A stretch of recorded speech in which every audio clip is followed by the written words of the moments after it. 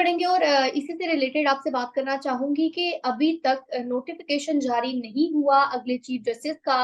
और Pakistan peoples party की जानिब से नाम भिजवाए गए हैं सदर मुमलिकत को। और आज सदर मुमलिकत ने 26 यानी तरमीम पर दस्तखत कर दिए हैं, गजट भी जारी हो गया है। इस मुतालिक आप क्या कहेंगे? आपको क्या लगता है कि कब तक नए चीफ जस्टिस साहब की तकर्री की जाएगी? मेरे ख्याल में 23 अक्टूबर तक टाइम है। और 23 अक्टूबर तक, अभी आज 21 है, कल 22 है, कि अव्वल तो कल हो जाएगी, नहीं तो परसों सुबह तक ये नए चीफ जस्टिस की तकर्री हो जाएगी। ये पार्लिमानी कमेटी आज रात तक नोटिफाई हो जाएगी। सब ने अपने अपने नाम दे दिए हैं, स्पीकर नोटिफाई कर देंगे, कल उसका पहला इजलास हो जाएगा। पहले या दूसरे इजलास में उसके फैसला हो जाएगा। उसके बाद नए चीफ जस्टिस का नाम प्राइम मिनिस्टर को भिजवा देगी कमेटी, कमेटी से प्राइम मिनिस्टर से सदर को चला जाएगा। और मुझे लगता है 23 तारीख को नए चीफ जस्टिस का नाम सबके सामने हो जाएगा, क्योंकि पार्लिमानी कमेटी की लिए तमाम सियासी जमातें अपना नाम दे रही हैं। जैसे मैंने कहा, पीटीआई ने भी अपने नाम दे दिए हैं, जेयूआई ने भी दे दिया है, पीपल्स पार्टी ने भी दे दिया है। तो जब सब बड़ी जमातें अपने नाम दे रही हैं, नून लीग भी अपने नाम दे देगी, तो ये कमेटी का मुझे कल इजलास मुमकिन नजर आता है।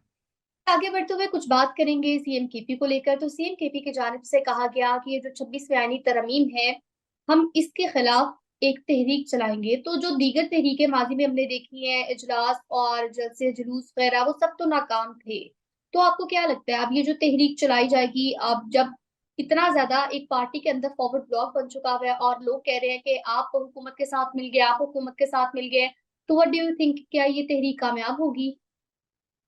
देखें, अली अमीन गुंडापुर साहब आखिरी 3 दिन डेरा इस्माइल खां में अपने घर पे छुट्टियों पे थे। उन्होंने ना कोई सियासी मुलाकात की, ना कोई बयान दिया, ना उनकी कोई आवाज निकली, क्योंकि एस्टेब्लिशमेंट ने उन्हें कहा कि आज जब तक आईनी तरमीम हो रही है, आपकी आवाज नहीं निकलनी चाहिए, आप खामोश हो जाएं। वो पिशावर से ही चले गए अपने गांव डेरा इस्माइल खां। तो जब और उन्हें कहा गया कि जब तक तरमीम मंजूर नहीं होगी, आपकी आवाज नहीं निकलनी चाहिए, क्योंकि हम तरमीम बहुत पुरसकून तरीके से मंजूर कराना चाहते हैं। ना आपने कोई एहतजाज करना है, ना शोर करना है, ना कुछ करना है। अली अमीन गंडापुर ने एक अच्छे बच्चे के तौर पर एस्टेब्लिशमेंट का ये हुक्म माना और पेशावर से डेरा इस्माइल खां चले गए और 3 दिन छुट्टियां मनाई कि ये आईनी तरमीम पास हो जाए। आप देखें ना, पहले दिन इजलास नहीं हुआ, दूसरे दिन नहीं हुआ, तीसरे दिन जाके हुआ। आपने गंडापुर की कोई आवाज सुनी? क्योंकि उनको खामोश रहने का हुक्म था। वो आज असेंबली में आके बड़े गरजे बरसे हैं, लेकिन अब पछताए क्या हो जब चिड़ियां चुग गई खेत। उन्होंने एस्टेब्लिशमेंट के साथ इस आईनी तरमीम पे मुकम्मल ताउन किया है। वो अगर चाहते तो मुबारक जेब वगैरह को टूटने से रोक भी सकते थे, क्योंकि उनका फड्डा मुबारक जेब से था। तो वो उन्होंने नहीं तो रोका।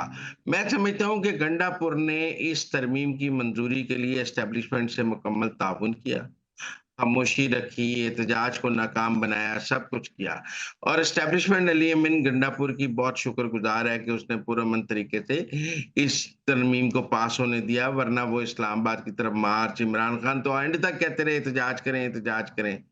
तो हमें गंडापुर की ना बड़कों पे नहीं जाना चाहिए, हमें देखना चाहिए वो कर क्या रहे हैं। वो 3 दिन खामोशी से बैठे रहे, कोई बयान नहीं, कुछ नहीं। अब वो कहते हैं जो हैं, हम उनको माफ नहीं करेंगे।